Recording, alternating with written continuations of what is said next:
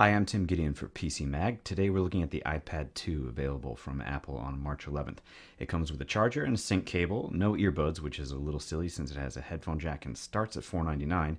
This is what it looks like compared to the old iPad, which is the thicker one on top that does not have the rounded edges. The same 30-pin connector and built-in speakers sit at the bottom of the back panel, and above the volume controls a new rotation lock or mute switch. You choose which you want it to control in the settings menu.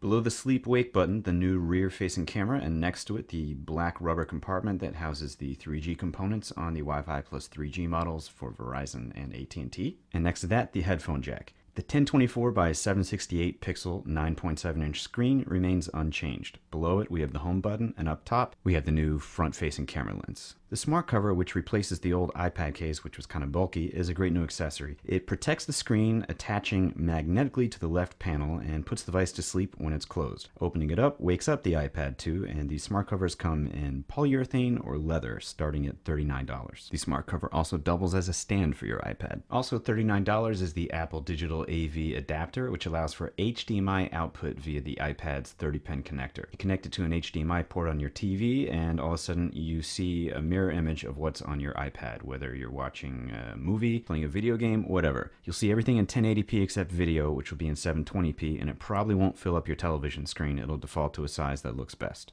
So let's check out the camera app. It shoots video in 720p, and tapping on the screen changes the aspect ratio of your view but does not affect the actual recording. Video and photos you take can be accessed by clicking on the lower left corner icon. There's no flash, and the rear-facing camera shoots images below 1 megapixel. It's more toy than tool, but the camera can be a lot of fun, especially in some of the other apps. One inclusion everyone expected was Facetime, Apple's video chat app. It's the main reason for the VGA quality front camera. Making and placing calls is easy, but there's no HD level video like there is on the new MacBooks. The app works much in the same way it does on the iPhone and iPod Touch, and it only works over Wi-Fi. The new iMovie app is $4.99 and also similar to the iPhone's iMovie app. It's easier to use though because it has more screen space, which makes editing a little easier. You can also add generic music or songs from your iTunes library or add sound effects.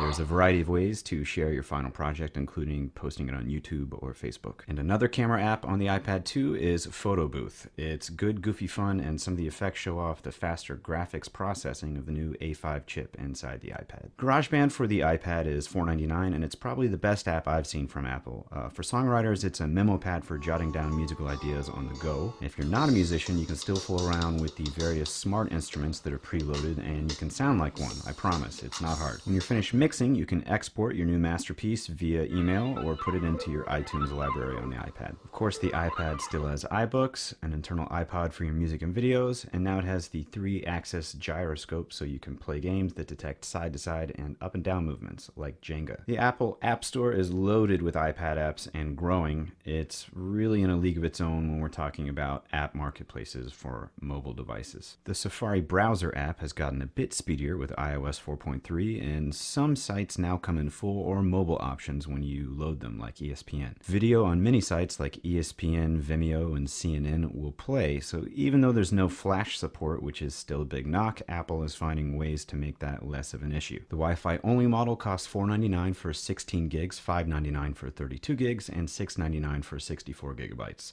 The pricing for the Wi-Fi and 3G models is $6.29 for 16 gigabytes, $7.29 for 32 gigabytes, and $8.29 for 64 gigabytes. Don't forget, you'll also have month-to-month service plans from both AT&T